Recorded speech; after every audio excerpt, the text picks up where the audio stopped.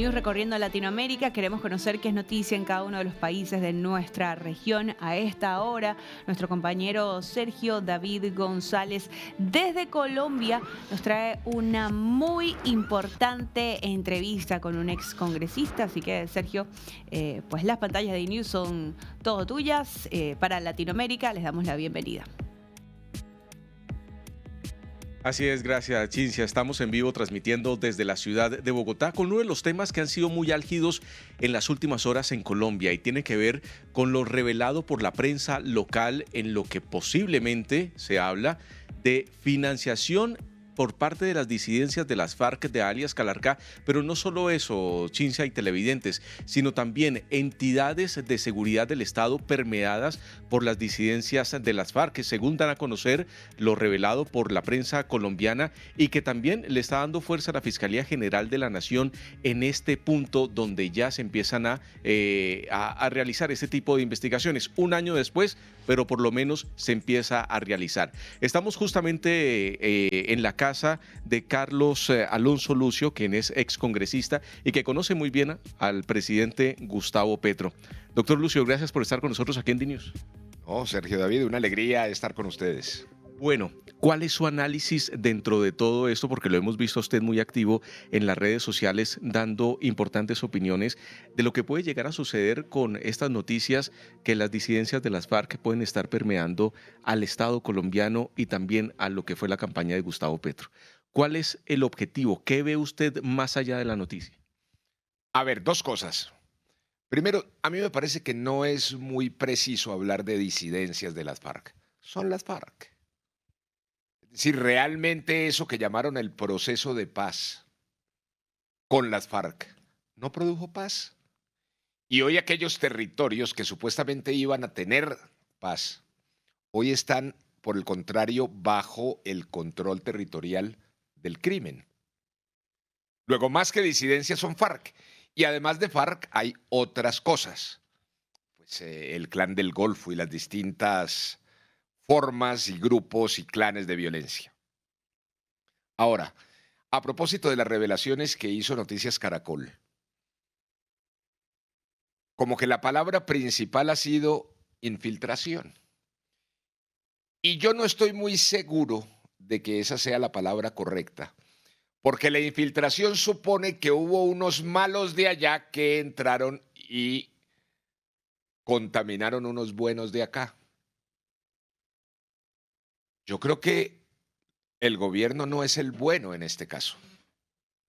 El gobierno forma parte de esos grupos criminales. Por eso yo digo, no, esto no es un fenómeno de infiltración. Aquí lo que estamos viviendo en Colombia es un fenómeno de milicianización, que es la verdadera estrategia de Gustavo Petro. Le voy a poner un ejemplo.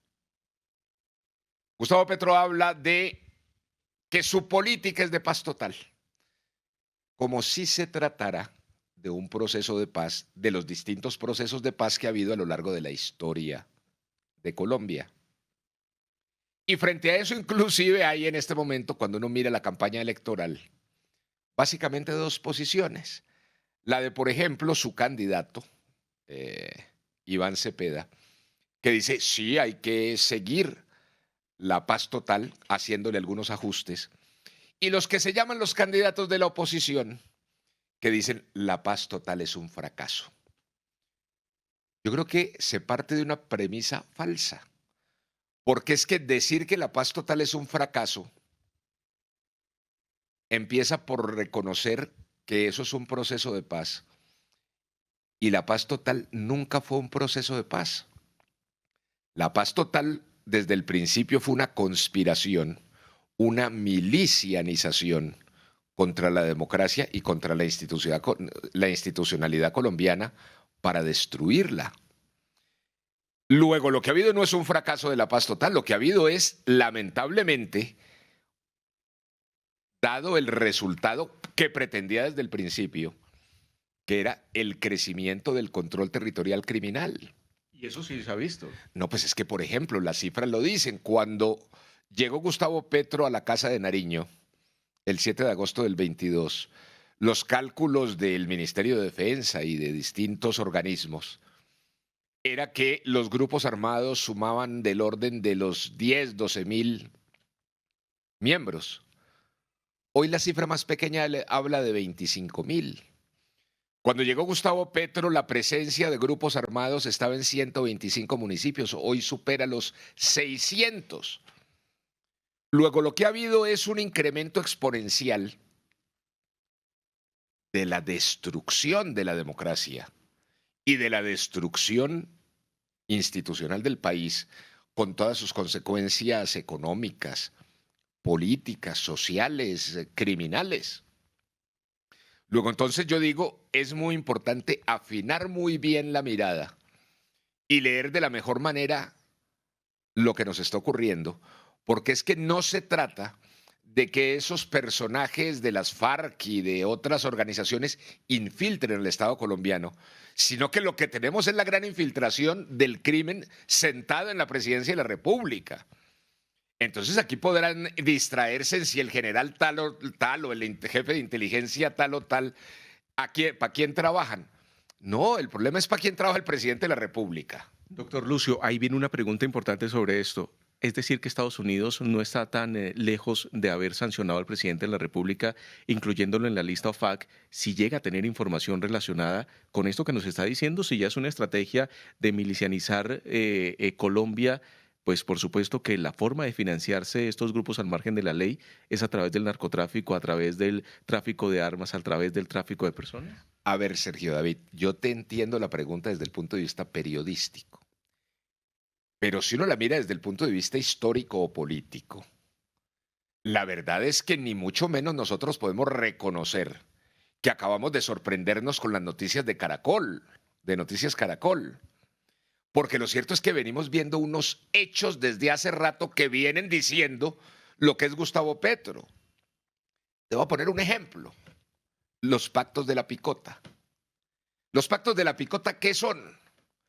Pues una alianza política con el crimen para obtener resultados electorales en una campaña presidencial.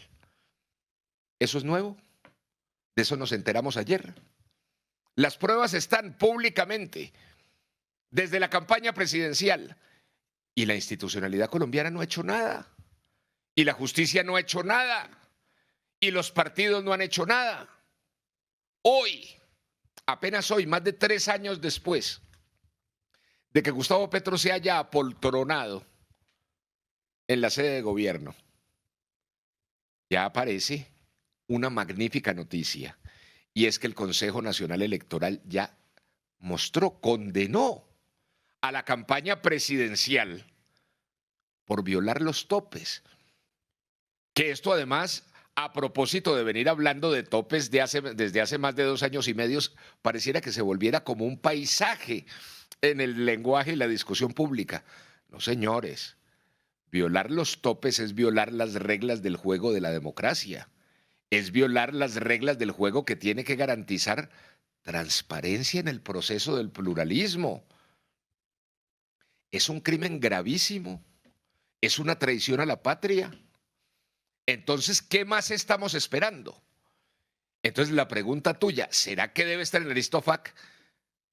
Ese es un tema, yo no sé, eso es una decisión de los gringos. Lo que yo sí sé, y lo digo como colombiano, yo que soy un soberanista colombiano, yo creo en la soberanía nacional, es que Petro debe ser juzgado en Colombia. Por eso yo lo denuncié hace más de 2 años. Que la comisión de acusación y los partidos políticos no hayan hecho nada es otra cosa. Pero que los ciudadanos colombianos, que el pueblo colombiano, debamos exigir el juicio político. Que además, independiente o no de la lista OFAC y de las decisiones que tomen los norteamericanos en su país en el ejercicio también de su soberanía, lo hagan o no, pues ese es otro tema. Pero lo cierto es que a la luz de nuestras leyes, a la luz de nuestra Constitución, Gustavo Petro debe ser juzgado en Colombia. De allí la tesis del juicio político. Hay una similitud de lo que está pasando en Colombia, de lo que ya pasó en Venezuela, y eso lo vimos reflejado también en las elecciones tanto de Chávez como en las últimas elecciones del régimen de Nicolás Maduro. ¿Usted cree que en este momento en Colombia hay alguna alerta sobre las elecciones de 2026 con esto de lo que nos está hablando de la milicianización? Que es una palabra difícil de pronunciar, pero que al parecer eso es lo que está ocurriendo en Colombia. ¿Hay posibilidades que las elecciones estén permeadas por los grupos al margen de la ley en territorio, que haya constreñimiento por parte de estos grupos y que se vayan con algún candidato que esté muy ligado a estos grupos al margen de la ley? A ver, fíjate, vuelvo de nuevo. Miremos la historia. Las elecciones en Colombia han venido viviendo un proceso de milicianización. El hecho, por ejemplo, de que esas organizaciones criminales hayan contaminado el proceso electoral de 2022, llevando a su candidato Gustavo Petro a la presidencia de la República, eso ya es un hecho de milicianización. Si eso ocurrió en 2022, imagínate el riesgo de las elecciones del 26, habiendo además ellos tenido gobierno y habiendo crecido el crimen en el país, como ha crecido.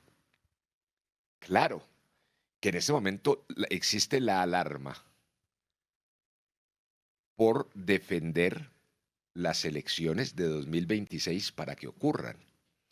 Porque además aquí es muy importante entender algo. La percepción ciudadana es las elecciones las garantiza la registraduría. Y claro que la registraduría desempeña un papel primordial en el proceso electoral.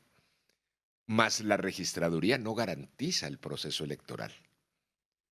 La primera garantía que tiene que tener un evento electoral es la seguridad, por ejemplo.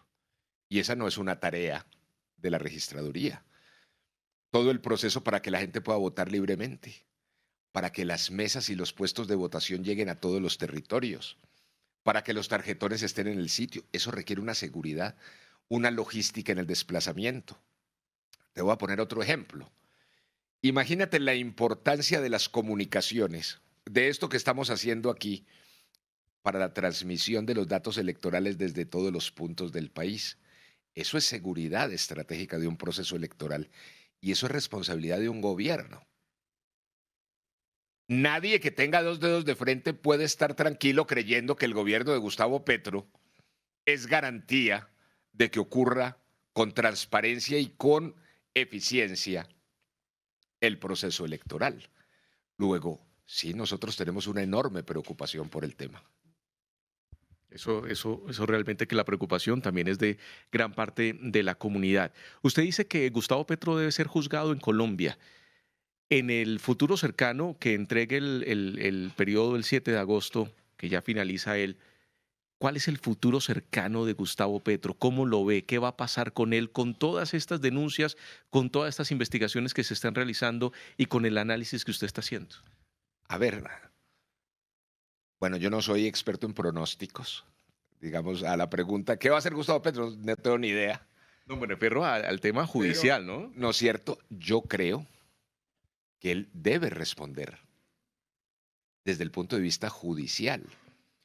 Porque es que las diferencias que tenemos con Gustavo Petro son diferencias que superan el tema político.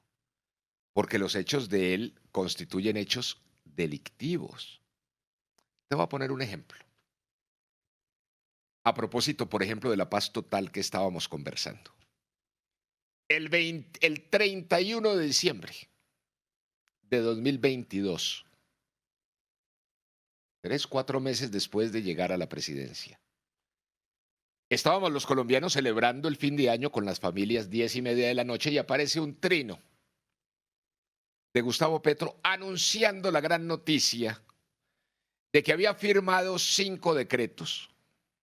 Creo que es el 2656, 57, 58, en fin. El uno dirigido a las disidencias de las FARC.